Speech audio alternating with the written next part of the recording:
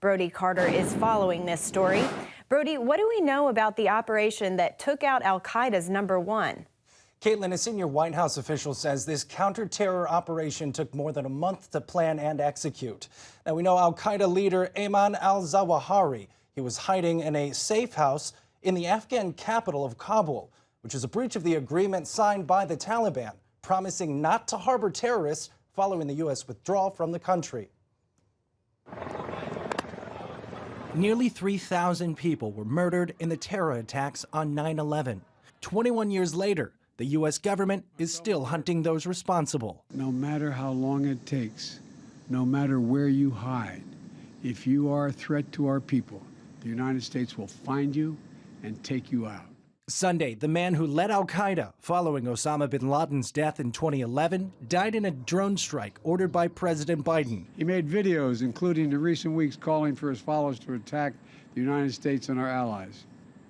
Now, justice has been delivered. One of the fascinating things about Ayman al-Zawahri is that he hails from one of the most prominent families in Egypt. As a matter of fact, before he devoted his life to terrorism, he worked for years as a medical doctor and even worked with children. Eric Stakelbeck, terror analyst and host of The Watchmen, says al-Zawahri then transitioned to the world of jihad. His fingerprints were on attacks including the 2000 bombing of the USS Cole, which killed 17 sailors, and bombing U.S. embassies in Kenya and Tanzania, killing more than 200 and wounding thousands.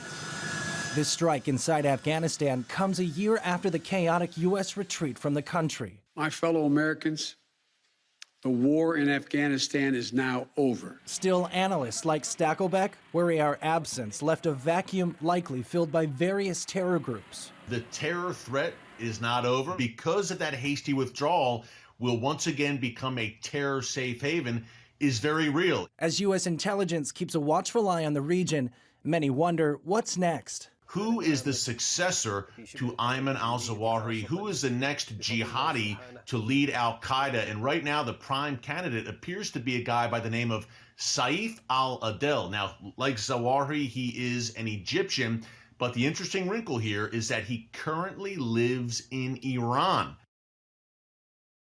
Stakelbeck says all possibilities are on the table, including a concern that al-Qaeda could partner with additional U.S. adversaries like Iran, China, and Russia.